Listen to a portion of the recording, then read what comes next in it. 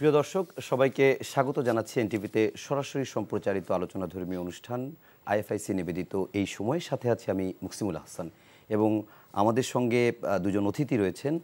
তাদের সঙ্গে আমরা শুরুতে পরিচিত হব, তারপর আমরা একটু আলোচনার বিষয়বস্তু নিয়ে কথা বলবো।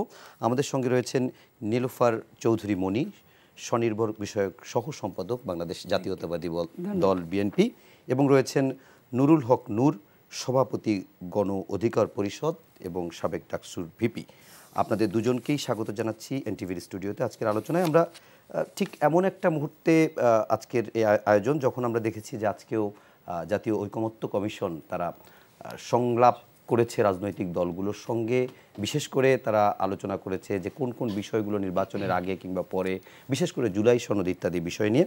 এবং সেখানে আমরা দেখেছি যে কিছু বিষয় রাজনৈতিক দলগুলো অনেকটা কাছাকাছি আসতে পেরেছে, যেমন সংবিধানের ৭০ অনুচ্ছেদের ক্ষেত্রে আস্থা ভোট যেটি রয়েছে এবং অর্থ বিল রয়েছে, সেটি ছাড়া বাকি জায়গাগুলোতে তারা নিজস্বভাবে সংসদ সদস্যরা মত দিতে পারবে, এরকম একটি বিধানের ক্ষেত্রে অনেকেই একমত, বেশ সবাই একমত বলা যায়।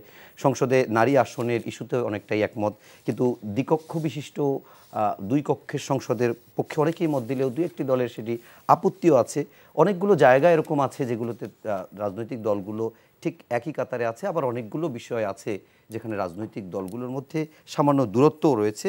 আবার দফায় দফায় আমরা দেখছি যে সংলাপ হচ্ছে, কিন্তু সেই সংলাপ কতটুকু এগোচ্ছে সে বিষয়গুলো নিয়ে আমরা জানার চেষ্টা করব।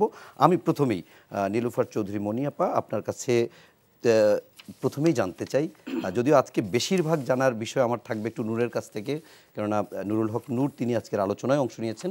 মনি আপা, আপনার কাছে প্রথমেই জানতে চাই, ছোট্ট করে প্রশ্ন, আপনি উত্তর আপনার মতো করে দিবেন। সেটি হচ্ছে, ঐকমত্য কমিশনের কাজের অগ্রগতি সন্তোষজনক কিনা, আপনি সন্তুষ্ট কিনা? ধন্যবাদ আপনাকে। যারা শুনছেন আমার শুভেচ্ছা অভিনন্দন, আমার সহ আলোচককে শুভেচ্ছা। দেখেন, ঐকমত্যের আলোচনা এখন চলছে, এই যে এখন যেভাবে চলছে, সেটা যদি আপনার 5ই আগস্ট 8ই আগস্টে ক্ষমতা নেওয়ার পরে ধরেন 1 মাস 2 মাস আমি হানিমুন পিরিয়ড ধরলাম, 3য় মাস থেকে 3য় 4র্থ 5ম মাসে কিন্তু এই আলোচনাটা হলে সবচেয়ে ভালো হতো। কারণ আমরা যখন কথা বলছি, এই সরকারের বয়স তখন 10 মাস। তো 10 মাসে কিন্তু ইন্টারিম সরকার গভর্নমেন্ট, এটা কিন্তু তত্ত্বাবধায়ক সরকারের মতোই। তত্ত্বাবধায়ক সরকার 10 মাসে 3টা নির্বাচন কমপ্লিট করার যোগ্যতা রেখেছিল এবং তারা যোগ্য। বাংলাদেশের প্রেক্ষাপটে হয়তো বা একটা অভ্যুত্থান হয়েছে, অনেক কিছু বিনষ্ট হয়েছে এবং অনেক কিছু এরকম নির্বাচন কমিশনের কিছু আপনার সংস্কার ছাড়া আর তেমন সংস্কার নাই নির্বাচনের জন্য। আর সংস্কারটা হচ্ছে চলমান, এটা আবহমান কাল থেকে চলতেই থাকবে। এটার কাজ চলতো আজকে পর্যন্ত, কেন ইলেকশন পর্যন্ত, ইলেকশনের পর পর্যন্ত এই কাজ চলুক, এটা নিয়ে আমাদের মিনিমাম কোনো রকম সমস্যা নেই। আমাদের দল বলেছে এই কথাটা, আমরাও বলি, ব্যক্তিগতভাবেও বলি এই কথাটা। তাইলে আপনার এত দেরি হওয়ার কথা না।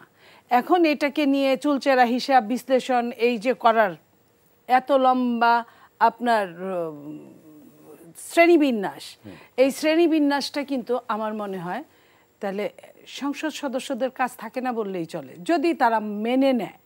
আর যদি না মেনে নেয় তাহলে কিন্তু সমস্তটাই অন্তঃসার শূন্য। তো বাংলাদেশের এতগুলো পয়সা খরচ করে, এতগুলো সময় নষ্ট করে, এতগুলো আপার লেভেলের আমি শিক্ষিত মানুষ, বুদ্ধিজীবী মানুষ এই কাজগুলো করছে, এগুলো সব কিছু নিয়ে আমি এটা যদি অন্তঃসার শূন্য হয়, তাহলে এই জাতির জন্যই কিন্তু এটা দুঃখজনক, বেদনাজনক এবং ক্ষতিকারক, তিনটাই। তো এটা আমরা এইভাবে আশা করি নেই, এটা চাই নেই। আমরা চেয়েছি যে কাজ সরকার, এই সরকার তো কোনো রাজনৈতিক দলের সরকার না, তার মানে এই সরকার সমস্ত রাজনৈতিক দলের সরকার। তো সমস্ত রাজনৈতিক দলের যদি সরকার হয়, তাহলে সমস্ত রাজনৈতিক দলরা যা বলে, ওই একটা দুইটা কে কি বললো নিবন্ধনবিহীন সেটা না করে সমস্ত রাজনৈতিক দলের ম্যাক্সিমাম গণতন্ত্রের ভাষায় সংখ্যাগরিষ্ঠরা যা বলে সেটা নিয়েই যদি এতদিন কিন্তু আমাদের এগুলো হয়ে যেত, এই যে চুলচেরা বিচার আচারগুলো, এগুলো কিন্তু হয়ে যেত। তাহলে যেমন ধরেন যে আমি যদি বলি 600-র উপরে যে সংস্কারের যে ধারাবাহিকতা আসছিল, সেটার কিন্তু 500-র উপরে, 570-এর উপরে বোধহয় বিএনপি একমত হয়েছে, বিএনপি সহ অনেক দল একমত হয়েছে। যেগুলো নিয়ে দ্বিমত, এগুলো কিন্তু এমন না যে নির্বাচনের পরে আলোচনা করা যাবে না, এমন না যে নির্বাচনের পরে চাইলে এই যারা করছে তারা থাকতে পারবে না। সব সময় কিন্তু সরকার ইলেকটেড বা ইলেকটেডবিহীন সরকার, সব সরকাররাই কিন্তু আপনার তাদের প্রয়োজনে আপনার এক করে কিছু লোক চুক্তিভিত্তিক নিয়োগ দেয়, অথবা তাদেরকে সম্মানের সাথে রাষ্ট্রের কাজে ব্যবহার করে যদি বিশেষজ্ঞ থাকে। একটু বলবেন যে 8 আগস্টের পরে আপনি যেটি বলছিলেন যে এখনকার যে গতি, সেটি যদি 8 আগস্টের পরে এই গতি থাকতো তাহলে অনেক ভালো হতো, এতদিনে হয়তো সংস্কার অনেক হয়ে যেত। এই যে তখন গতি ছিল না, এখন গতি আসছে, এটার কারণটা কি মনে হয়? এটার কারণটা হচ্ছে সময় ক্ষেপণ ছাড়া আর কিছুই না। এখন তারেক রহমানের সঙ্গে ডক্টর ইউনূসের বৈঠকের কারণে কি গতি বেড়েছে, এরকম কিছু? না, আমি এটাও বলবো না। এটাও সামনে আরো অনেক আপনার নালা, ডোবা, পুকুর, তারপর নদী, তারপরে সাগর আছে, অনেক ঘাত প্রতিঘাত আছে। আমি এত সহজে আমি আসলে কিছুটা, যদিও আমি চেষ্টা করি পজিটিভ হওয়ার, আমি একটু নেগেটিভ মাইন্ডেড মানুষ। আমি কোনো কিছুই খুব সুন্দরভাবে দেখি না। ওর ভেতরেও আমি খুঁজি যে এর ভিতর কোনো সমস্যা আছে কিনা। আমার কাছে অন্যদের কাছে যা মনে হয়, আমি জানি না যে আমি কিছুই না বাংলাদেশের, কিন্তু বহুদিন কিন্তু রাজনীতির মাঠে ময়দানে আমি থাকা লোক। অবশ্যই। সো সকালের সূর্য যেমন বোঝা যায় দিনটা কেমন যাবে, ঠিক তেমনই ষড়ঋতুর বাংলাদেশের ঋতুগুলোর দিকে তাকালে কিন্তু আমি অবশ্যই আশা করি না যে বর্ষাকালে সেই আপনার জানুয়ারির মতো শীত পড়বে, এটা আমি মনে করি না। যদি কখনো পড়েও যায় তাহলে কিন্তু আমি মনে করব যে এটা একদম এক্সেপশনাল, সেই আপনার ফিলোসফির ফ্যালাসিগুলার মতো। তো আমি ফ্যালাসিগুলার মতো দিয়ে জীবন চলে না। জীবন যেভাবে চলে আমি সেইভাবে যদি চিন্তা করি, আমি বলবো এখনও অনেক সমস্যা আছে। তবে সরকারের যদি সদিচ্ছা থাকে, সরকার যদি মনে করে যে আমি পয়সা খরচ করে অনেক দূরে গিয়ে মিটিংয়ে বসা মানেই যে সমাধান হয়ে গেল, তা কিন্তু না। মনের মধ্যে যদি খারাপ কিছু থাকে, লাইক আজকে দেখেন যে আজকে যে মিটিংটা হলো সমস্ত দলগুলো, সেখানে কিন্তু একটা মোটামুটি বড় দল অনুপস্থিত ছিল। আচ্ছা মুনিয়াপা, এটা নিয়ে একটু জানবো। না, আমি জানেন আপনি, আমি এক লাইনে শেষ করব যে অনুপস্থিত ছিল, তার মানে কি এখানে সদিচ্ছার অভাব।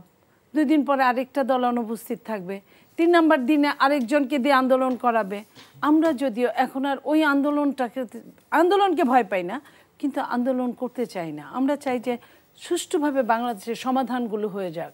ওকে মুনিয়াপা, আপনার কথার ভিতর থেকে আমার অনেকগুলো প্রশ্ন তৈরি হয়েছে। আমি কিছুটা নোটও নিয়েছি, আমি পরবর্তীতে সেই বিষয়গুলো আপনি আরও একটু যদি বিস্তারিত বলেন ভালো হবে, আমরা আপনার কাছে জানবো। নূর, আপনার কাছে একটু ছোট্ট করেই জানতে চাই, প্রশ্নটা ছোট, এই গতিতে চললে আপনার কাছে মনে হয় কবে নাগাদ সংস্কার শেষ হবে? এখন একেবারে ওই আপনার সমস্ত প্রপোজাল নিয়ে আলোচনা হচ্ছে সেটা বিষয় না। যেমন 15টা সংস্কার কমিশন আছে, কার্যত আসলে আপনার নির্বাচন সংস্কার কমিশন এবং সংবিধান সংস্কার কমিশন, এই দুইটাই মেইন। মোটামুটি এই 2টা কমিশনের যেই আলোচনাগুলো হচ্ছে, এই 2টা কমিশনেরই 80%। আরেকটা আছে নির্বাচন ব্যবস্থা, নির্বাচন ব্যবস্থায় এই বেসিক, এখানেই 80% ডিসকাশন। ধরেন আজকের আলোচনা নিয়ে আমি তো ছিলাম ভিতরে, মেজর 5টা বিষয় নিয়ে ডিবেট হয়েছে, বিভিন্ন রাজনৈতিক দলগুলো ইস্যু 5টা ছিল, 5টা ইস্যু। তার মধ্যে 1 নম্বর ছিল 70 নম্বর অনুচ্ছেদে পরিবর্তনটা কোন কোন দল কি রকম চায়, এটা একটু বলেন তো স্বরূপটা।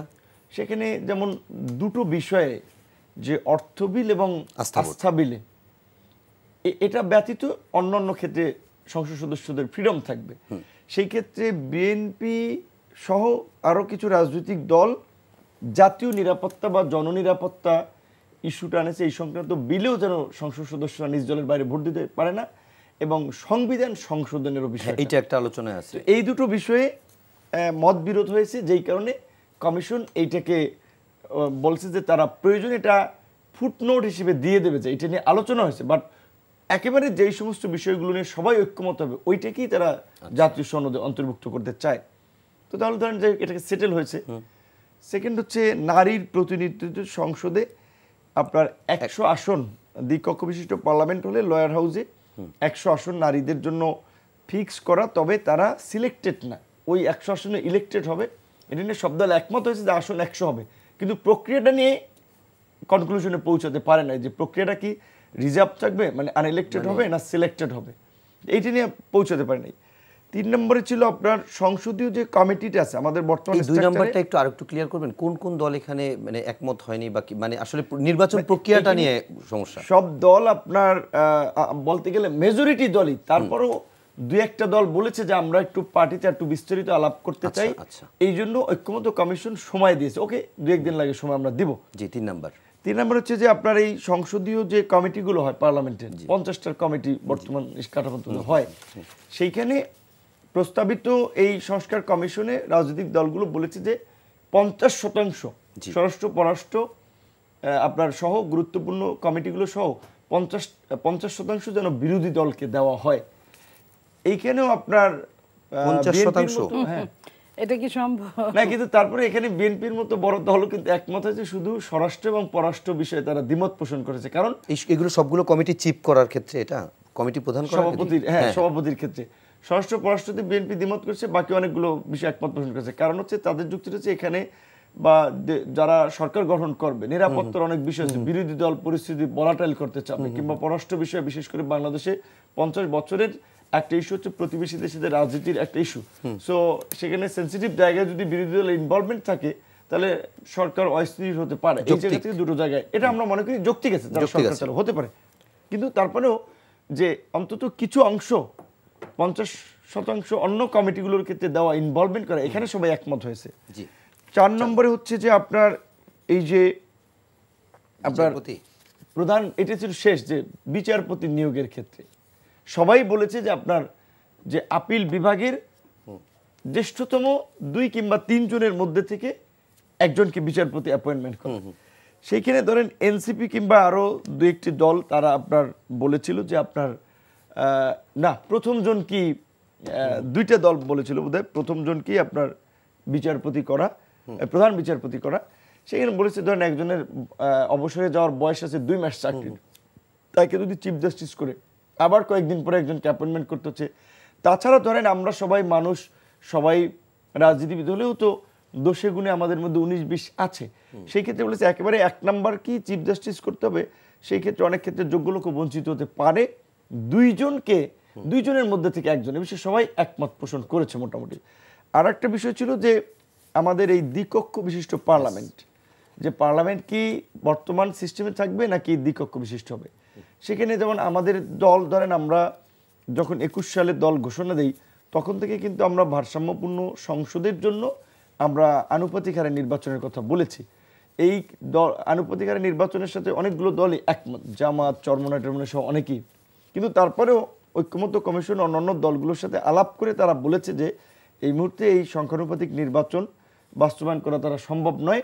তারা বলছে যে আনুপাতিক হচ্ছে তারা দ্বিকক্ষ বিশিষ্ট পার্লামেন্ট, যেটা অনেক দল করতে চায়, বিএনপি 31 দফাতে দিয়েছে, সেই এক দ্বিকক্ষ বিশিষ্ট পার্লামেন্টের উচ্চ কক্ষে আপনার লয়ার হাউসে যেভাবে ভোটের প্রপোর্শনেট অনুযায়ী প্রতিনিধিত্ব যাবে, এইটার বিষয়ে অনেক একমত। বিএনপি ছাড়া এটাই বাকি সব দল কি একমত? এখানে বামপন্থী দলের মধ্যে বাম জোট আছে, তারা এটার জন্য একটু সময় চেয়েছে, আর মোটামুটি সব দলই একমত। এক হওয়ার কথা, কেন ছোট দলগুলো বা যাদের একটু কম জনপ্রিয়তা তারা তো উপকৃত হবে উচ্চ কক্ষে। হ্যাঁ, কিন্তু আপনার মনে ধরেন সেই ক্ষেত্রে আপনার মিনিমাম উচ্চ কক্ষে একজন প্রতিনিধি দিতে হলে কিন্তু আপনার 3% ভোট পেতে হবে। কাজে বাংলাদেশে এটা ঠিক যে এক্সিস্টিং যে সমস্ত দল প্রায় 50টার মতো দল আছে, কার্যত আপনার হাতে গোনা 4-5টা দল ব্যতীত অনেক দলের 1% ভোটও কিন্তু নেই, এটা একটা বাস্তবতা। সো সেই ক্ষেত্রে দলগুলো যদি এখন এই রাজনীতির সময় একটা ভালো সময় আছে, সবার জন্য ব্যালেন্স সময় পলিটিক্স করে এখন যদি নিজেদেরকে ডেভেলপ করতে পারে তাহলে ওখানে 3% ভোট পেলে একজনকে দিতে পারবে। এই ক্ষেত্রে আবার নির্বাচন কমিশন, এই সংস্কার কমিশন বলেছে 50% রাজনৈতিক দলগুলো রাজনৈতিক নেতাকর্মীদেরকে অ্যাপয়েন্টমেন্ট করবে, আর 50% হচ্ছে সিভিল সোসাইটি কিংবা বিভিন্ন শ্রেণী পেশার নাগরিকদের। এইটা নিয়ে আমরাও ব্যক্তিগতভাবে বিরোধিতা করি, কারণ হচ্ছে তাহলে সিভিল সোসাইটি বলতে কিছু থাকবে না। সবাই জগন্নাথ বিশ্ববিদ্যালয় মিজানুর রহমানের মতো বিশ্ববিদ্যালয় বিসি যেমন জগন্নাথ যুবলীগের চেয়ারম্যান হতে চাইছে, ওইভাবে ওই কোঠা যদি থাকে তাহলে আপনার সিভিল সোসাইটি বলেন বিভিন্ন তারা বলেন ওই রাজনৈতিক দলের দালালি করবে। সেইটা বরঞ্চ আমরা বলেছি যে এটা রাজনৈতিক দল তাদের উপরে ছেড়ে দিতে, যেই দল যেভাবে ভোট পাবে সেই দল ডিসিশন করবে, তারা নারী পাঠাবে না প্রকৌশলী পাঠাবে না ইঞ্জিনিয়ার পাঠাবে, ওইটা তাদের উপরে ছেড়ে দেন। তো এই বিষয়গুলো নিয়ে আমি মনে করি খুব একটা ভাইব্রেন্ট আলোচনা হয়েছে। তো তাহলে আজকের একদিনে যেভাবে যেটা বলছি এখন আবার একেবারে সব বিষয় নিয়ে না, গুরুত্বপূর্ণ যেই বিষয়ে দ্বিমত হচ্ছে সেক্ষেত্রে তারা 3টে দিন ধার্য করেছে, আজকে, আগামীকালকে এবং পরবর্তী এই 3 দিন। এই 3 দিন আমার মনে হয় সেটা আরও ধরেন 2-3 দিন লাগতে পারে, তাতে এই মাসের মধ্যেই আমার মনে হয় যে ঐক্যমত কমিশন ঐক্যমতের কাজটা সম্পন্ন করতে পারবে। এবং তারা বলেছেও, আজকে ঐক্যমত কমিশনের যে সহসভাপতি জনাব আলী রিয়াজ সাহেব বলেছেন যে জুলাই মাসেই তারা জুলাই চার্টার করতে চায়। একটু মনিয়াপার কাছে আবারও যেতে চাই। মনিয়াপা, আপনার কাছে যে বিষয়টি শুরুতে আলোচনার সময় একটু তাত্ত্বিক প্রশ্ন হতে পারে, তারপর একটু করি, সেটা হচ্ছে যে আপনি বলছিলেন যে এখনও অনেকগুলো জায়গায় সন্দেহ কিংবা আরও বেশি এখনও ভেতরে ভেতরে কোনো মানে আরও মানে খুব সহসাই যে নির্বাচন সংস্কার সব ঠিকঠাক মতো হয়ে যাবে এরকম মনে হয় না। এবং তাত্ত্বিকদের সঙ্গে কথা বলে আমরা যেটা দেখলাম যে তারেক রহমান এবং ডক্টর মোহাম্মদ ইউনূসের সঙ্গে বৈঠকে হয়তো আপাতত একটা বিপদ কাটলো, কিন্তু এটাই একেবারে শেষ বা আগামী দিনের রাজনীতি কি হয় সেটা দেখার কথা বলছে। এই শঙ্কার জায়গাগুলো আসলে কেন, মানে কোন জায়গায় আসলে? এটা আমি আপনাকে একটুখানি বলি, পেছনে যেতে হবে। এটা হলো যে মার্কিন লুথার কিং একটা কথা বলছিলেন যে ন্যায় বিচারকে বাঁকিয়ে আনতে হলে প্রয়োজন আমাদের সম্মিলিত উচ্চারণ, রাজনৈতিক সদিচ্ছা এবং আইনের শাসনের প্রতি অবিচল শ্রদ্ধা। হ্যাঁ, আমাদের কি সেই জিনিসগুলো আছে? এই মুহূর্তে একটাও নাই উপস্থিত, গেল 1 নাম্বার। 2 নাম্বার, এই সরকারটা একটা ম্যাজিক সরকার, ম্যাজিক, একদম ম্যাজিক সরকার। আমি কোনো নাম ধরে বলছি না, আমি যদি সবগুলাকে মানে গড় হিসাব করি, দেখেন এই সরকার যখন বললেন যে রমজানে, এই গত রমজানে বললেন যে দেখেন রোহিঙ্গাদের ওইখানে জাতিসংঘের মহাসচিব চলে যাওয়ার পরে একসঙ্গে 1 লাখ মানুষের ইফতার করে বললেন যে দেখেন ঈদটা আপনারা হয়তো ওপার এই জায়গায় করতে পারেন আপনাদের দেশে নেক্সট ঈদটা। মানে এরপরে আমরা কি দেখলাম, ঈদ তো পারলেনি, ঈদের পরে আমরা কি শুনলাম, উল্টা 1,80,000 লোক যাওয়ার কথা ছিল, সেখানে উল্টা 1,30,000 লোক চলে আসলো। এরপরে আপনার আরেকটা বলি, সুইজারল্যান্ডে মিটিং করলেন এবং মিটিং করার পরের মাসে আসার পরে দেখলাম সুইজারল্যান্ডের যত অনুদান ছিল সব বন্ধ হয়ে গেল। এরপরে বুঝাইলো যে সুইজারল্যান্ড পর্যন্ত এই সরকার যেতে পারে, তার মানে এই সরকারের অনেক গতিবিধি, এবং এটাই সত্যি, উনি বিরল সম্মানে সম্মানিত সারা বিশ্বে। এটা আমরা ধরেই নিয়েছিলাম যে উনি যা যেখানে যেখানে যাবেন ওইখানে কিছু পাবেন, তা আমরা কিন্তু এখনো হাতে পাইনি। ইভেন দো মালয়েশিয়ার মতো জায়গা, যেখানে বাংলাদেশ, মালয়েশিয়া এবং মিডল ইস্ট, এখানে আমাদের একটা বড় অংশ, বিশাল একটা টাকা আমরা এদের টাকায় চলি, সেইখানেও যে প্রবলেম সলভ করার কথা ছিল সেটা সলভ তো হয়নি, উল্টা আরো বেশি প্রবলেম হয়েছে। এই জিনিস সহযোগিতা করছে না তারাও। এই শোনেন, কোনো 1 নাম্বার হলো কোনো অরাজনৈতিক অনির্বাচিত সরকারকে কেউ কোনো দেশ সহযোগিতা করে না। আর পৃথিবীটা জিও পলিটিক্স এমন, আগে নিজের স্বার্থটা দেখে, আমার স্বার্থ কতটুকু এইখানে কাজে দিবে। এই যে ব্যবসায়ীদের নিয়ে আসলেন, ম্যাজিকের মতো কথা বললেন, আকাশে উড়ন্ত মানুষটাকে ধরে একদম মাটির উপর রেখে বুঝাইলেন যে যে মানুষ আকাশে উঠতে পারে সে বাংলাদেশের ব্যবসাটাকে উড়াতে পারে। আমরা কি দেখলাম, আমরা যেখানে ছিলাম বরং তার চেয়ে আমরা কতটা পিছিয়ে গেছি। গত 1 বছরে আমাদের খেলাপি ঋণ হয়েছে 38,040 কোটি টাকা। 30 লক্ষ গার্মেন্টস কর্মী গত 1 বছরে বেকার হয়েছে। আপনার 1 লক্ষ কোটি টাকা শেয়ার বাজার থেকে উধাও হয়েছে। এরকম আমি অনেকগুলো বলতে পারবো। ওয়ার্ল্ড ব্যাংক যেখানে বলেছে যে 27 লক্ষ অতি দরিদ্র যোগ হয়েছে, 27 লক্ষ, তার মধ্যে 18 লক্ষ হচ্ছে নারী অতি দরিদ্রের মধ্যে। তো এই যদি আমাদের হয়, যেমন ধরেন পোশাক খাতের উপরে যে প্রভাবটা, আগস্টের 24 থেকে 25শে মার্চ, আগস্ট 24 থেকে মার্চ 25, এই 8 মাসে বাংলাদেশের মোট তৈরি পোশাক কারখানা বন্ধ হয়েছে 69টি। এবং এটা যদি আমি গড় হিসাব করি তাহলে এই 8 মাসে আপনার 9টা করে পরে প্রতি মাসে বন্ধ হয়েছে। এমন হিসাব যদি 26 সাল যখন ইলেকশন পর্যন্ত, নির্বাচন পর্যন্ত যদি হয় এই হিসাব, তাহলে এটা 117টিতে দাঁড়াবে। তাহলে কতগুলো লোক আমাদের আরও পথে বসে যাবে, আপনি এটা হিসাব করেন। দারিদ্র্যের হার বৃদ্ধি, 24-এ দারিদ্র্যের সংখ্যা ছিল, দারিদ্র্য ছিল 20.5%। বিশ্বব্যাংকের পূর্বাভাস অনুযায়ী 25-এর শেষে দাঁড়াবে 25-এর শেষ হয় নাই এখনো, মধ্য দাঁড়াবে 22.9%। আর 26 ইলেকশন পর্যন্ত এই দারিদ্র্যের ক্রমবর্ধমান হারে বাড়তে থাকলে দাঁড়াবে 25.6%। এই যে ম্যাজিক সরকারের, আমি কিন্তু ম্যাজিকের কিছুই দেখি নাই, কিন্তু আমি মুগ্ধ অনেক জানতে চাই সবিনয় আপনার কাছে জানতে চাই, একটি অভ্যুত্থান পরবর্তী 15 বছরের একটি সরকারের পতনের পরে দেশের এই অবস্থাটা কি খুব অস্বাভাবিক?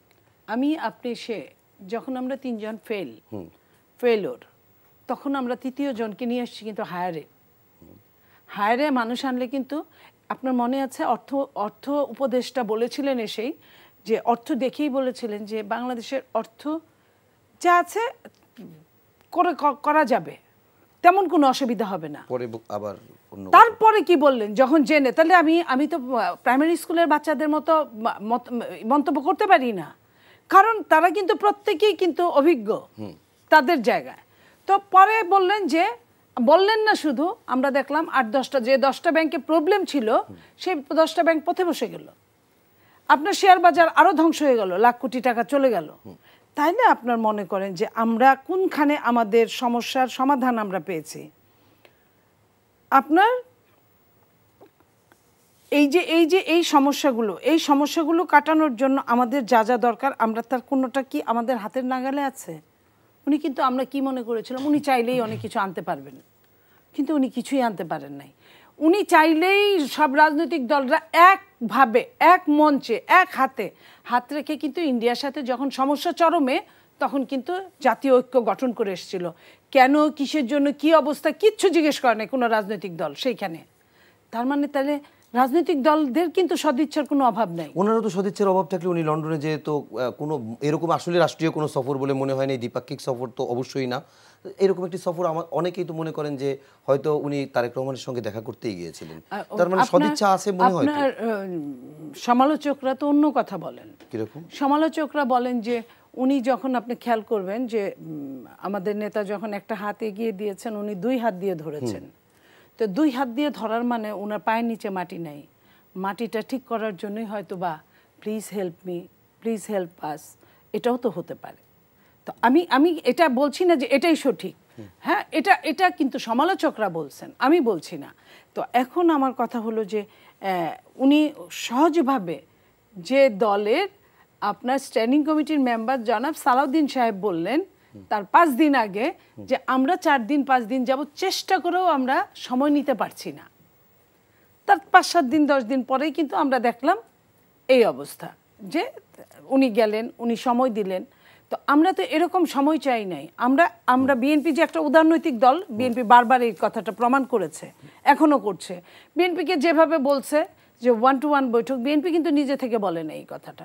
বিএনপি বলছে দেশের যদি কল্যাণ হয় তাহলে আমরা বসছে।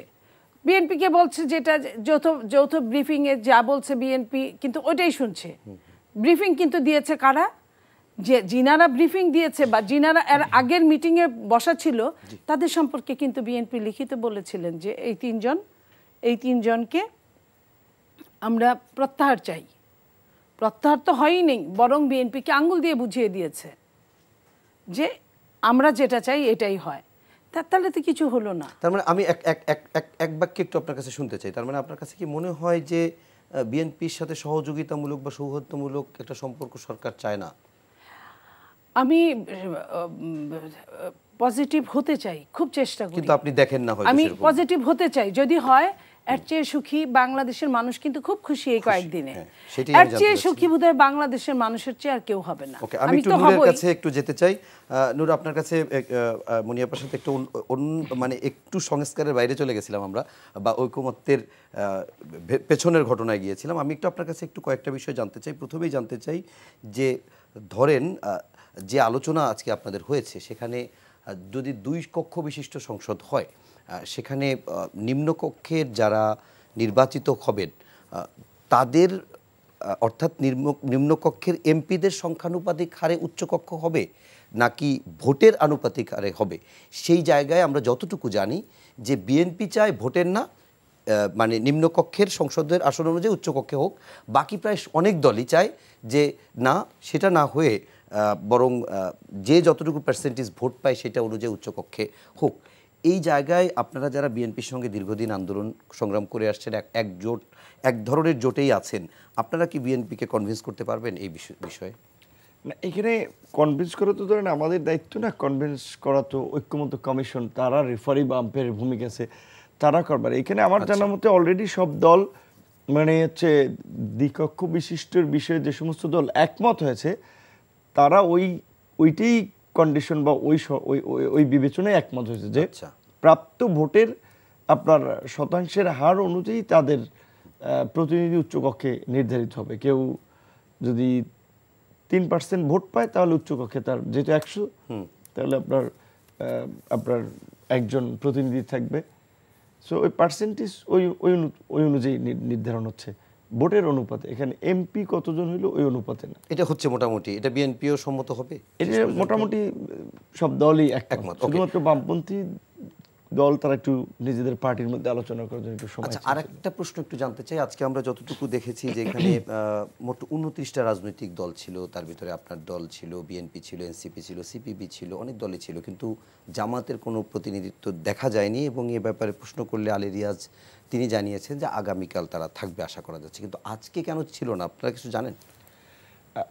মিটিংয়ে অনেকে দেখা যায় 11টা শুরু হয়, কেউ 11:30 আসছেন, কেউ লাঞ্চের পরে আসছেন, এরকম একটু এক্সচেঞ্জ, একটু ডিলে করে অনেকের কাজের ব্যস্ততা ঢুকছেন, বাট সবার স্টিল প্রতিনিধিত্ব থাকতেছে। যেমন আমাদের যারা শুরু থেকে যাচ্ছিল তারা ছিলই। আজকে আমরা যতদূর জানতে পেরেছি গণমাধ্যমের মাধ্যমেই যে জামাত যায় নাই, তাদের অভিযোগ যে এইখানে একটা বা দুটো দলকে বিশেষভাবে প্রাধান্য দেওয়া হচ্ছে বা সংস্কারটাকে তাদের মতো করে বিবেচনা করা হচ্ছে, যেই কারণে জামাত যায় নাই। বিশেষ করে লন্ডনের জনাব তারেক রহমানের সাথে বৈঠক নিয়েও তাদের কিছু বিষয় পর্যবেক্ষণ ছিল। তবে আমি মনে করি যে লন্ডনের বৈঠকটা বাংলাদেশের রাজনীতির জন্য ভালো হয়েছে, কারণ এইটা তো এই মুহূর্তে অস্বীকার করা হয়ে নাই। বিএনপি একটা বড় রাজনৈতিক দল, কিন্তু জামাত তো লন্ডনের বৈঠককেও স্বাগত জানিয়েছে। না, সেটা বৈঠককে সবাই স্বাগত জানিয়েছে, কিন্তু বৈঠকের বিশেষ করে কিছু প্রোটোকল বা ডেকোরাম নিয়ে অনেকে প্রশ্ন তুলেছে। যেমন এইখানে যে সে সরকার প্রধান, সে একটা পার্টি প্রধান, তাহলে আলোচনার পরে কেন যৌথ বিবৃতি দেওয়া হলো, এরকম কথাবার্তা বলা হচ্ছে। কিন্তু এইখানে তো আমার মনে হয় এরকম কোনো বিবৃতি তো আসে নাই যেখানে জনাব তারেক রহমান সাইন করেছেন কিংবা ডক্টর ইউনূস সাইন করেছেন। এইখানে হ্যাঁ বৈঠকে ছিলেন তারেক রহমানের সাথে তার একজন প্রতিনিধি এবং সরকারের একজন প্রতিনিধি হয়তো প্রেসে কথা বলেছেন, কিন্তু যেহেতু বাংলাদেশে রাজনৈতিক পরিস্থিতিতে নির্বাচনের দিনক্ষণ নিয়ে এবং আরও কিছু ইস্যু নিয়ে একটা উত্তপ্ত পরিস্থিতি হচ্ছিল এবং অনেকগুলো আসলে সন্দেহ সংশয় তৈরি হচ্ছিল, সেই জায়গা থেকে বড় একটা রাজনৈতিক দল হিসেবে বিএনপির সাথে সরকারের দূরত্বটা গুছিয়ে আনার জন্য আমরাও মিটিংগুলোতে আলাপ আলোচনা করেছি। যেহেতু বিএনপির প্রধান জনাব তারেক রহমান উনি দেশে থাকেন না, লন্ডনে থাকেন, ডক্টর ইউনূস গিয়েছেন তার একটা পুরস্কার গ্রহণ সহ রাষ্ট্রীয় কিছু কাজে, সেইখানে তিনিও সুযোগটাকে আমি বলবো ইতিবাচকভাবে ব্যবহার করেছেন। জনাব তারেক রহমানের সাথে দেখা করেছেন, তারেক রহমানও আবার এই সুযোগে রাজনৈতিক প্রেক্ষাপটে তার দলের এবং তার মিত্র সহ তাদের জোটের রাজনৈতিক বিষয়গুলো তার সাথে শেয়ার করতে পেরেছেন, সেটা কিন্তু খুব ভালো হয়েছে। এটা কি নেগেটিভ ভাবে এই ব্যাপারটা এরকম একটু জানতে চাই, এই আলোচনাটাও আছে, এই জন্য আপনার কাছে একটু জানতে চাই, এরকম কি হইল নাকি আবার যে ধরেন বিএনপির সঙ্গে দূরত্ব গোছাতে যে অন্য দলগুলোর সঙ্গে ভুল বোঝাবুঝি তৈরি হলো? এখন ধরেন এইখানে সবাই তো আমরা বলছি যে এই সংস্কার, জাতীয় সনদ, নির্বাচন সব কিছুতে আমাদের একটা জাতীয় ঐক্যমত্য লাগবে। এমনকি আমরা একটু বাড়াই বলছি, হয়তো অন্যের কাছে যৌক্তিক মনে হচ্ছে যে আগামী অ্যাটলিস্ট 5 ইয়ার্সও এই গণ অভ্যুত্থানের স্পিরিটকে ধরে রাখার জন্য এবং একটা স্থিতিশীল রাষ্ট্র রাজনীতি তৈরি প্রতিষ্ঠিত করার জন্য আমাদের একটা স্টেবল গভর্নমেন্ট প্রয়োজন। সেটা কোনো দল, ধরেন বিএনপির এখন পপুলারিটি অবস্থান আছে, বিএনপি যদি এককভাবে পার্লামেন্টও গঠন করে, বিএনপি একটা স্টেবল গভর্নমেন্ট কিংবা রাষ্ট্র স্থিতিশীল করতে পারবে না। সেক্ষেত্রে আমরা কিন্তু বলছি যে আমাদের সকল দলকে একটা ঐক্যমত্যের ভিত্তিতে, বিএনপি যেমন জাতীয় সরকারটা ঘোষণা দিয়েছে, তা জাতীয় সরকার মধ্যে সবাইকে পার্লামেন্টে বিভিন্নভাবে প্রতিনিধিত্ব নিশ্চিত করা, সেই ধরনের সরকার গঠন করা গেলে আলাপ আলোচনার মধ্যে দিয়ে আমরা সবাই, সেটা দেশের জন্য ভালো হবে। 5 ইয়ার্স যদি সেভাবে একটা গভর্নমেন্ট চালাতে হয়, তাহলে সেখানে বিএনপি একটা বড় রাজনৈতিক দল, তার সাথে তো অন্যদের বোঝাপড়া কিংবা সার দেয়া আলাপ আলোচনা একটা বিষয় থাকা লাগবে। সেক্ষেত্রে আমার মনে হয় না বৈঠক নিয়ে খুব বেশি নেগেটিভভাবে কেউ ব্যাখ্যা করে। সবাই কিন্তু ফার্স্ট ওয়েলকাম করেছে, দেন কিছু বিষয় নিয়ে আপনার করেছে, আপনারা হয়তো তাদের একটা অভিমত তুলে ধরেছে। যেমন আপনারা এইখানে ধরেন এখন এই বৈঠকে ইউনূস সাহেব জিতেছেন না বিএনপি জিতেছে না তারেক রহমান জিতেছেন, এর চেয়ে বরঞ্চ আমি দেখি যে সবাই জিতেছে। এখানে দেখেন একটা দলের প্রধান, আমি খেয়াল করলাম আমরা যেহেতু নবীন রাজনৈতিক কর্মী বা নেতা বলেন, আমরা উদীয়মান নেতা, সো একটা সিনিয়র রাজনৈতিক নেতা একটা দলের প্রধান তিনি ডক্টর ইউনূসের সামনে বসেছেন, তার বডি ল্যাঙ্গুয়েজ জেস্চারটা দেখেছেন অত্যন্ত বিনয়ী ভদ্র। অবশ্যই। সো এইটা আমি মনে করি এখানকার বিএনপির নেতাকর্মীদের জন্য একটা বড় ধরনের মেসেজ যে দলের প্রধান এতটা বিনয়ী ভদ্র, যেটা তার কথাবার্তাগুলো শুনেছেন। সো এইটা বড় দল। এইটা নিয়ে আপনার কাছে আরো একটা প্রশ্ন করে আসি, সেটা হচ্ছে এটা একটু আপনার কাছে একটু জানতে চাই, আপনি অন্যভাবে নেবেন না। আমরা সোশ্যাল মিডিয়ায় গণমাধ্যমেও দেখেছি আপনি আপনার নির্বাচনী এলাকা, নিজ এলাকা পটুয়াখালীতে গেছেন, সেখানে একটু বাকবিতণ্ডা দেখেছি বিএনপির একটা গ্রুপের সঙ্গে বা কিছু মানুষের সঙ্গে, হয়তো একটা আমি জানি না, আমি আপনার কাছে জানতে চাই, কেননা আমরা ছোট ছোট রিলস দেখি তো ওতে বোঝা যায় না। তো আসলে জানতে চাই যে আপনার বা আপনার দলের কি বিএনপির সঙ্গে যে একটা ভালো সম্পর্ক ছিল, সেটা কি কোনো টানাপোড়েন চলছে? বিএনপির সাথে দলগতভাবে আমাদের ওইভাবে টানাপোড়েন বা কোনো সম্পর্ক ওইরকম বিষয় না, কিন্তু বিষয়টা হচ্ছে যে আমি যেটা বলেছেন যে আমি এইবার বিশেষ করে এলাকায় গিয়ে বিএনপির ওখানে একজন লোকাল মনোনয়ন প্রত্যাশী আছে সম্ভাব্য, সো ওনার কিছু নেতাকর্মীর দ্বারা একেবারে একটা মানে সংঘাতপূর্ণ পরিস্থিতির মধ্যে পড়েছিলাম। শেষ পর্যন্ত র্যাব পুলিশ আমাকে উদ্ধার করেছে, বলতে গেলে সারা রাত্রি পর্যন্ত অবরুদ্ধ ছিলাম। তো ইনফরমালি নীলুফার চৌধুরী মনিয়াপার সাথে কথা বলছি, ওনার এলাকায় ওনারও সেম কনস্টিটিউয়েন্সি, দেখা যায় যে আন্দোলন সংগ্রাম বা গণতন্ত্র মঞ্চের একজন নেতা আছেন, প্রচার চালাচ্ছেন, সে বলছিল যে আমি বলছি ভাই আপনি চালান, হেল্প করেন। তো এখন ধরেন বিএনপি একটা বড় দল হলেও বা এই আন্দোলন সংগ্রামে বিশেষ করে যারা বিএনপির মিত্র ছিল, যারা আন্দোলন সংগ্রামটা ফ্যাসিবাদ বিরোধী লড়াই করেছে, তাদের বিএনপির নেতাকর্মীর জায়গা থেকে আমি মনে করি একটা ইতিবাচক দৃষ্টিভঙ্গি থাকা দরকার। যেমন ধরেন 28 বছর পরে ডাকসুর আমি বিপি হয়েছি, এই ডাকসুর বিপি জিএস থাকাকালীন অবস্থায় অনেকে মন্ত্রী হয়ে গেছেন, এমপি তো হয়েছেনই। এই লাস্ট রেজিম আমাদেরকে কিন্তু নানানভাবে চেষ্টা করেছে তাদের বাগে নিতে, তাদের বলয়ে নিতে। আমরা কিন্তু কম্প্রোমাইজ করিনি, আমরা দেশ জাতি এবং গণতন্ত্র মানুষের সাথে একটা লড়াই সংগ্রাম করেছি। তো সেই দিক থেকে আমরা বিএনপির সব পর্যায়ের নেতাকর্মীদের প্রতি, আমি না শুধু, আমি বলবো এখন আমরা শুধু প্রতিশোধ প্রতিহিংসার রাজনীতির মধ্যে দিয়ে গেলে তো সমাজের শান্তি প্রতিষ্ঠিত হবে। আমরা যে দক্ষিণ আফ্রিকাতে নেলসন ম্যান্ডেলা যেমনটি করেছিল, কিংবা 71-এর পরে এখানে যে পরিস্থিতি হয়েছিল যে ছোট অপরাধে যারা অপরাধী ছিল তাদেরকে ক্ষমা করে দেওয়া হয়েছে, আমি মনে করি আওয়ামী লীগের প্রশ্নেও যারা সাধারণ আওয়ামী লীগের বা ছোটখাটো অপরাধ করেছে তাদেরকে ক্ষমা করে দেওয়া যায়, বাট যারা মেজর অপরাধ, লুটপাট, দুর্নীতি, গুম খুন, বিরোধী দলের উপর অত্যাচার, নির্যাতন 16 বছর করেছে, ঘরছাড়া করেছে, মাছের গেট দখল করেছে, জমি দখল করেছে, এদেরকে কার্যকর শাস্তি এবং বিচারের মুখোমুখি করা দরকার। মোদ্দা কথা আমি যেটা বলছি স্যার, রিফর্ম অ্যান্ড রেকনসিলিয়েশনের মধ্যে দিয়ে আমাদেরকে একটা নতুন বাংলাদেশের দিকে যেতে হবে। আওয়ামী লীগের এখানে একটা সাধারণ সমর্থক গোষ্ঠী আছে, তাদেরকে হস্টাইল করে তাহলে কিন্তু দেশ আনস্টেবল হবে। সেই জায়গা থেকে বিএনপি একটা বড় ভূমিকা নিতে হবে, বিএনপির নেতাকর্মীদের সেটা বুঝতে হবে। টপ লিডাররা যেভাবে প্রতিনিয়ত বক্তব্য দিচ্ছেন, তাদের জেস্চার, তাদের নির্দেশনা, কিন্তু এটা ঠিক বিএনপির এখানে তৃণমূলে একটু অসহিষ্ণু আচরণ আমি লক্ষ্য করেছি, যেটা আমার নিজের এক্সপিরিয়েন্স থেকে।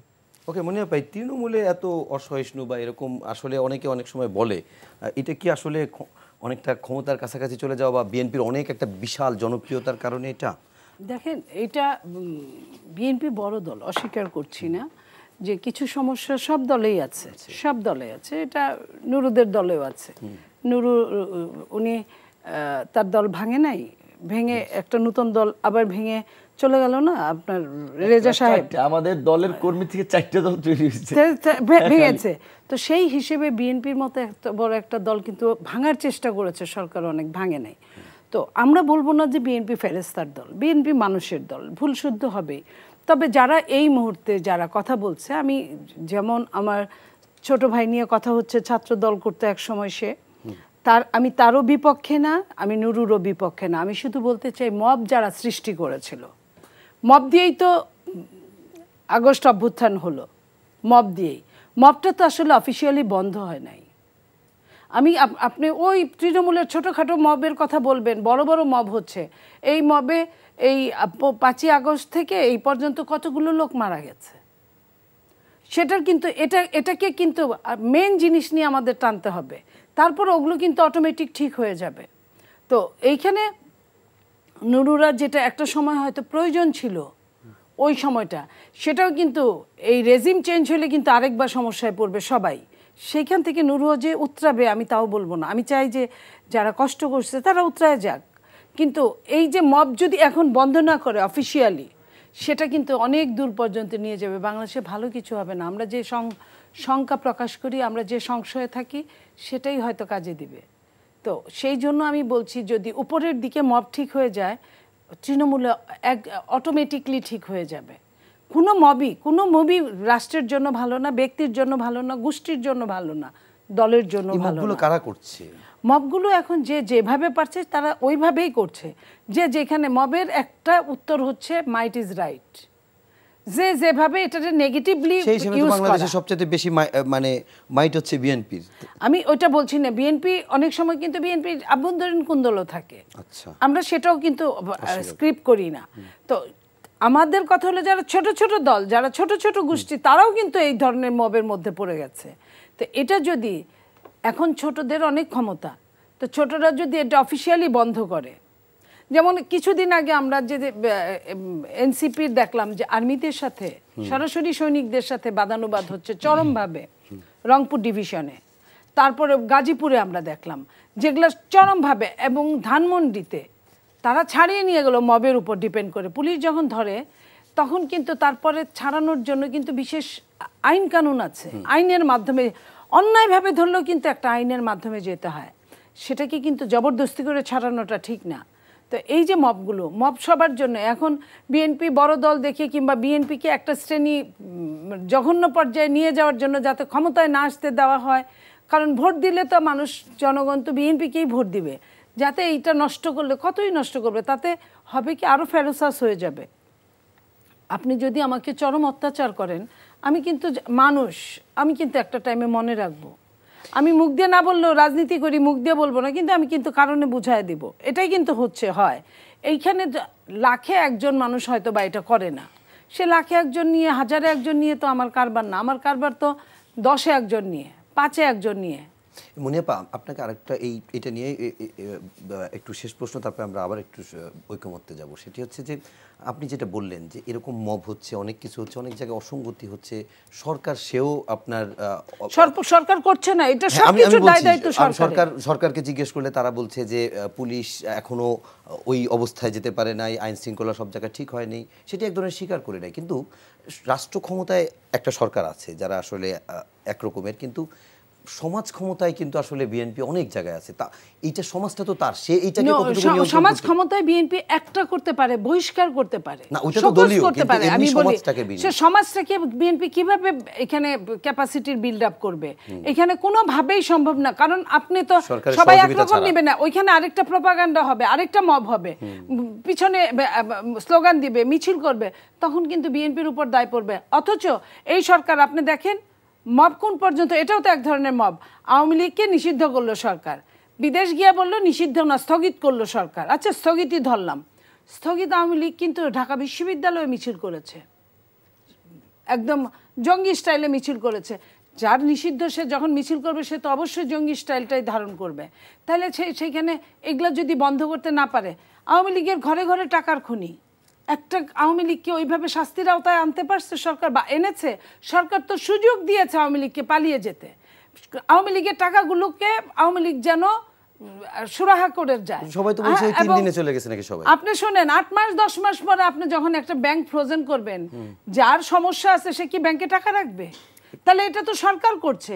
সরকার যদি প্রথমে ব্যাংকারদের, যে ব্যাংকাররা আজকে এত ব্যাংক বসে যাচ্ছে, তাদের দেখতেন ব্যাংকে রমরমা অবস্থা থাকতো, যদি সরকার কিছু বাড়িতে রেট দিয়ে যদি টাকা পয়সা নিয়ে আসতো। সরকার তো তা পারে নাই, তা করে নাই। সরকার যেগুলা সিলি কাহিনী, এগুলার মধ্যে সরকার সময় ক্ষেপণ করছে। কিভাবে নির্বাচনকে লেন্দি করা যায়, কিভাবে সংস্কারের নাম দিয়ে অসংস্কার কাজ করা যায়। সংস্কার, কারণ এই সংস্কার আপনার কিন্তু যে কোনো দল যারা ক্ষমতায় আসবে তাদের মাধ্যমে হাজয় যুক্ত হয়েছে বলে কিন্তু পাস করতে হবে। যে সব সংস্কার কি নির্বাচিত সংসদ করবে, কিছু সংস্কার কি নির্বাচনে আগে সম্ভব কিনা, যেটা যে সবার মিলে, যেমন ধরেন নির্বাচন কমিশনে যে সমস্যাগুলো আছে, তারা তো ওরা সব দল মিলে একসাথে বললে, যদি বলে যে হ্যাঁ আমরা এখন থেকে এই আইনে আমরা নির্বাচনটা করব, এটা কিন্তু 11 সময়ে হয়েছে কিছু কিছু জিনিস। তারপরে আবার হ্যাঁ অধ্যাদেশের মাধ্যমে, তারপরে আবার যখন সরকারে যখন আওয়ামী লীগ আসছে, আওয়ামী লীগ কিন্তু তার 3 ভাগের 2.5 ভাগই বাদ দিয়ে দিছে। তাহলে লাভটা কি হলো? 2 বছর যে এত সংস্কার নিয়ে কাহিনী করলেন, আজ পর্যন্ত নারীদের নিয়ে সবাই খালি খেলে। তো নারীদের নিয়ে যে আপনি 33% নারী 2020 সাল নাগাদ যে আপনি সমস্ত রাজনীতির একদম তৃণমূল থেকে শুরু করে সমস্ত পর্যায়ে যে দিতে বললেন, আমি তো চ্যালেঞ্জ দিয়ে বলতে পারি, আমার পাশে যত ছোট রাজনৈতিক দল হোক বুকে হাত দিয়ে বলতে পারবে যে 33% দিতে পারছে। অন্য দলের বাদিয়ে দিলাম, বড় বড় দলগুলা, নুরু বলতে পারবে। আমি ওকে অত্যন্ত স্নেহ করে বললাম এই কথাটা, যে তারা কি দিয়েছে, দেয় না। এখানে পুরুষালী ভাবটা নুরুরও আছে, প্রত্যেকের আছে, এখান থেকে কেউই বের হতে পারে না। তাহলে আপনি এই যে মেন সংস্কার ছিল, এই যে মেন সংস্কারটা ছিল 2020 থেকে 2025-এ নিয়ে গেছে আওয়ামী লীগ সরকার, কারণ ওই একটা জায়গায় সবারই সঙ্গে খাতির ছিল। কি নুরু, কি আওয়ামী লীগ, কি বিএনপি, কি আপনার জামাত, সবই এক। তো নিয়ে গেল। এখন তো 25-এর জুন মাস চলে গেছে, জুলাই মাস। তাহলে যেটা যে পেন্ডিং ছিল ওটা আগে নুরুরা ঠিক করতেন, তাহলে না বুঝতাম যে না তারা, অথচ তারা প্রত্যেকেই মায়ের পেটে থেকে বের হয়েছে, ঘরে একটা বউ আছে, ঘরে একটা মেয়ে আছে প্রত্যেকের। তাহলে তারা যদি না চিন্তা করে, ওইখানে যদি তারা কুক্ষিগত করতে চায়, আর অন্য সংস্কারের কথা আপনি বাদই দেন। সরকার কি করলো? সংস্কারের নামে যে নারীদেরকে বের করলো সংসদের সামনে থেকে। এটার মানে কি? দেশের মধ্যে আগুন লাগো, সেই আগুনে সরকার আলু পোড়া দিয়ে খাবে। কারণ এইটা তো সংস্কারে নারীদেরকে যাদের দিয়েছে, ওর মধ্যে কয়টা হিজাব পরা নারী আছে বাংলাদেশে? কিন্তু এখন প্রায় 50% নারী হিজাব পরে, বোরকা পরে, সে যে লেভেলই হোক। হ্যাঁ, ওই কমিশনের ভিতরে একজন হিজাব পরা, তার কি ওই এই আপগ্রেড নারীদের সঙ্গে কথা বলার মতো কোয়ালিটি রাখে সে? 5 জনে তো ধমক দিয়ে তারা চুপ করে বসায় রাখবে। সেটাও যদি ওরকম জামাতের একজন তুক্ষর দিত কাউরে, যে অনেক শিক্ষিত ডাক্তার, ইঞ্জিনিয়ার, এরকম কাউরে দিত, বয়স্ক, সে না হয় কথা বলে একটা লেভেলে যেতে পারতো। কিন্তু তা তো করে নাই সরকার। সরকার তো সব এনজিও কর্মী দিয়ে এনজিওগ্রাম সরকার বানায় ফেলছে। তাহলে আপনি মনে করেন যে এই একটা জায়গায় আমরা তো পাচ্ছি না, অন্য জায়গাগুলো আপনি বাদই দিলাম। ওকে, আমি এই মনিয়াপার এই কথা ধরেই নূর আপনার কাছে যে বিষয়টা জানতে চাই, আমরা বিএনপির কাছ থেকে প্রায় শুনি যে সরকার আসলে অনেক ক্ষেত্রে বিএনপির কথা শুনে না, কিংবা বিএনপির যৌক্তিক জায়গাগুলোতে না। আমি আরেকটা লাইন বলতে চাই, সরি, সেটা হলো যে গুম কমিশন ডিসেম্বর পর্যন্ত অলরেডি টাইম নিয়েছে। তো গুম কমিশন যদি ডিসেম্বর পর্যন্ত টাইম নেয়, ফেব্রুয়ারির আগে কি ওটা শেষ হবে? তাহলে গুম কমিশন না, এটা ভেরি ইম্পর্টেন্ট থিং। তাহলে আপনার ইলেকশনের আগে কেমনে সংস্কার এগুলা শেষ হয়? তার মানে কি নির্বাচন আরো পিছিয়ে যাবে? না মনিয়াপা, গুম কমিশন তো আর আপনার করবে না, বিচার করবে না। বিচার না করুক, আপনার কমিশনগুলো তো বানাইছে, কিন্তু এটা তো ইম্পর্টেন্ট কমিশন, হ্যাঁ important commission, serious important commission. তো যার হারাইছে সেই না বুঝে, তাহলে আপনি ওটা ডিসেম্বর পর্যন্ত নিয়ে গেলেন। ডিসেম্বর পর্যন্ত নিয়ে গেলে ফাইনাল হইতে ফেব্রুয়ারিতে হবে? কখনোই না। ওকে নূর, যেটা জানতে চাচ্ছিলাম যে বিএনপি মনে করে যে এই সরকার বেশিরভাগ ক্ষেত্রে এনসিপির কথা শুনে, কেউ মনে করে এই সরকারের বেশিরভাগ জায়গায় সব জামাতকে প্যাট্রন করে বসে আছে। আজকে এনসিপি, আজকে না গত কয়েকদিন ধরে, আজকে সবশেষ এনসিপির কাছ থেকেও শুনলাম যে একেবারে ঐকমত্য কমিশনও কাউকে সন্তুষ্ট করার জন্য বিএনপিকে হয়তো মিন করে বলেছে কাজ করছে তারা পক্ষপাত দুষ্ট। আপনাদের ক্ষেত্রে, এবি পার্টির ক্ষেত্রে, এদের ক্ষেত্রেও বলা হয় অনেক ক্ষেত্রে। আসলে এই সরকার কি সবার না কারো না?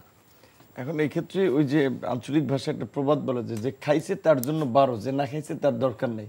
মানে এখন ধরেন সরকার পক্ষপাত দুষ্ট আচরণ করছে, এনসিপি বিএনপির কথা বলে, বা বিএনপি এনসিপির কথা বলবে, বা জামাতের কথা বলবে।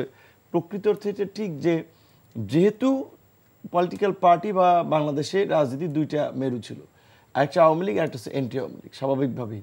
তো এনটি আওয়ামী লীগ লোকজন তো সব আলটিমেটলি বিএনপি কেন্দ্রিক বা বিএনপির সাথেই কোনোভাবে যে কোনো অ্যালায়েন্স আকারে ছিল। জামাতের মতো বড় দলও তো বিএনপির সাথেই সরকারের ছিল, শুধু তারা কিন্তু বিএনপির বোঝাপড়ার বাইরে ছিল না।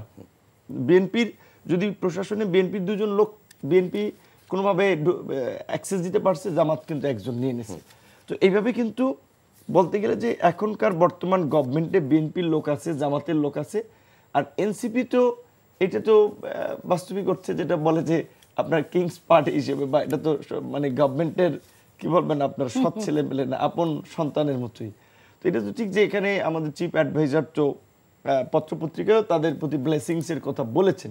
সেই জায়গা থেকে আমি এই কোশ্চেন রেজ করতে পারি যে বিএনপি বেনিফিট পাচ্ছে, এনসিপি পাচ্ছে, জামাত পাচ্ছে, আমরা কি দোষ করলাম? মায়ের তো আমরা কম খাই নেই, রক্ত তো আমরা কম দেই নেই, অনেকবার 26-27 বার মার খেয়েছি। তো প্রকৃত হচ্ছে এই মুহূর্তে রাষ্ট্র চালাতে হলেও সরকারের অন্তত বিএনপি কিংবা জামাতের মতো বড় দলগুলোকে বাইপাস করা সম্ভব না। এটা একটা বাস্তবতা, তাদের সহযোগিতারা লাগবে।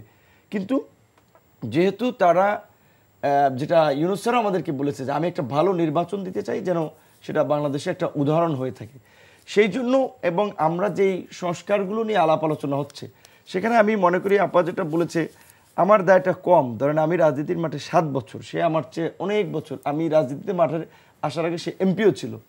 সুতরাং তাদের জোরালো ভূমিকা দরকার ছিল। কেন উইমেন রিপ্রেজেন্টেশন এই যে আরপিওতে 33% বলা হচ্ছে কোনো দল এনশিওর করতে পারে নাই। আমাদের 2টা বৃহৎ রাজনৈতিক দলের প্রধান হচ্ছে নারী, সংসদে স্পিকার থেকে শুরু করে মন্ত্রী কত নারী, অথচ কোনো দলই কিন্তু যখন পাওয়ারে ছিল নারীর প্রতিনিধিত্ব বাড়ানোর ক্ষেত্রে মেইন স্ট্রিমে আসার ক্ষেত্রে না, এখানে শুধু সমাজ পুরুষতান্ত্রিক যে লাভ নাই, পলিসি তো রাষ্ট্রের সেই লেভেলে না। এখন যে সংরক্ষিত আসন 50টি ছিল সেখান থেকে এখন 100 বাড়ানোর কথা হচ্ছে, যে ভালো আরো 50 জনের জন্য সুযোগ তৈরি হচ্ছে। সো এইটা কিন্তু বড় পার্টিগুলোর দায় বা যারা সরকার ছিল, সেখানে আমাদের না। সেই জায়গাতে আমরা বলবো বরঞ্চ আমরা আন্দোলন সংগ্রাম করার ফলে বা আমরা এই সংস্কারের আলাপটা উঠানোই কিন্তু এখন সবাই কিন্তু সংস্কার নিয়ে ঐক্যমত হচ্ছে এবং একটা বড় ধরনের সংস্কার হবে। তো আমি সর্বশেষ কথাটা এইভাবে শেষ করব, আমরা আমাদের দেশে কিন্তু অনেক সুন্দর সুন্দর আইন আছে, কিন্তু তার প্রয়োগ না থাকার ফলে কিন্তু কার্যকর হচ্ছে না। ঠিক একইভাবে সংস্কার আমরা কতগুলো কাগজে কলমে যতই লিখে দেই না কেন, যদি আমাদের রাজনৈতিক মানসিকতার পরিবর্তন না হয়, রাজনীতির সংস্কৃতির পরিবর্তন না হয়, যেটা মনিয়াপা বলেছেন, আমি বলবো যে এইখানে মানে আমাদের অন্য যাই দল বলেন, যত দলের মধ্যে বিরোধ সংঘাত, বিএনপি এখন পর্যন্ত বড় দল নির্বাচন ক্ষেত্রে বিভিন্ন ইকুয়েশন বলছে সম্ভাব্য সরকার গঠন করতে পারেন। সুতরাং বিএনপি সরকার গঠন করে নাই, কাজে তাকে কিন্তু এই ইমেজটা মানুষের কাছে উপস্থাপন করতে হবে যে সে সরকারে গেলে তার কাছে সাধারণ মানুষ কিংবা AB party, C party, D party নিরাপদ, বা তারা তাদের রাজনৈতিক প্র্যাকটিসটা করতে হবে, তাদের অধিকারটা এনশিওর থাকবে। এইখানে আমরা যেটা বলবো যে বিএনপির প্রতি কিন্তু বেশি দায়িত্ব এবং বিএনপির লোকদেরকে এই দায়বদ্ধতার পরিচয়টা দিতে হবে। না হলে এই যে 10 মাস পরে আপনার নির্বাচন হবে কিংবা নির্বাচন নিয়ে বিএনপির সন্দেহ সংশয় আমরাও বলেছি, যেই কারণে আমরা আগে নির্বাচনের কথা বলছি, এর মধ্যে অনেকগুলো কারণও আছে। সেই ক্ষেত্রে লন্ডন বৈঠকের পরে তো আমরা আশা করি যে কিছুটা কারণটা দূর হয়েছে। যদি সেটা হয়, একটা রাজনৈতিক বোঝাপড়া তৈরি হয়, সেটা সবার জন্যই ভালো। আমরা চাই বাংলাদেশে একটা সুন্দর ডেমোক্রেটিক ট্রানজিশন হোক এবং একটা জবাবদিহিতামূলক সরকার ভবিষ্যতে প্রতিষ্ঠিত হোক, একটা জনবান্ধব প্রশাসন প্রতিষ্ঠিত হোক, রাজনৈতিক সংস্কৃতির পরিবর্তনের মধ্যে দিয়ে হানাহানি মারামারি সংঘাতের পরিবর্তে একটা সম্প্রীতির সহনশীলতা রাজনীতি প্রতিষ্ঠিত হোক। ওকে মনিয়াপা, আপনি এক বাক্যে জাস্ট। আমি এক বাক্যে বলতে চাই যে সব রাজনৈতিক দলগুলোর বোধোদয় হোক, আমাদের নারীদের আপনার সংরক্ষিত আসনে খুব বরাদ্দের মতো বলা হয়, যেমন স্বাধীনতার পর থেকে এই পর্যন্ত 0.2% নারী দ্বিতীয়বারের মতো সংসদে গিয়েছিল সংরক্ষিত আসনের। তো 100 জনকে মানুষ ভূতেরা পিছনের দিকে যায়, সামনের দিকে যায় না। যে কোটা নিয়ে এত আন্দোলন হলো, সেই কোটা আরও বাড়িয়ে দিয়ে নারীদেরকে 50 থেকে 100 না করে নারীদেরকে সাধারণে বাড়িয়ে দিলে সবচেয়ে ভালো। সেটা যদি হয়, নারীরা যত উন্নত হবে, ওই যে নেপোলিয়ন বলেছিলেন আমাকে একটা শিক্ষিত মা দাও, আমি তোমাদের শিক্ষিত জাতি দিব। তাহলে নারীদের পাশাপাশি নারী একটা মা যখন শিক্ষিত থাকবে, তার ছেলে মেয়ে সবাই শিক্ষিত হবে। অনেক ধন্যবাদ নীলুফার চৌধুরী মনিয়াপা এবং নুরুল হক নূর, আপনাদের দুজনকেই এত রাত পর্যন্ত কষ্ট করে এসে এনটিভি স্টুডিওতে প্রাণবন্ত আলোচনা করার জন্য আপনাদের ধন্যবাদ এবং কৃতজ্ঞতা জানাচ্ছি। এবং দর্শক আপনাদের কাছেও ধন্যবাদ জানাচ্ছি এত রাত জেগে অনুষ্ঠান দেখার জন্য। আমরাও নূর এবং মুনিয়াপা শেষে যেরকম পজিটিভ বাংলাদেশের আশাবাদ ব্যক্ত করেছে, আমরাও চাই আগামী দিনের বাংলাদেশ হবে আরও শান্তিময়, আরও সুন্দর বাংলাদেশ। সেই প্রত্যাশা রেখে শেষ করছি। সবাই ভালো থাকবেন, সুস্থ থাকবেন। শুভরাত্রি।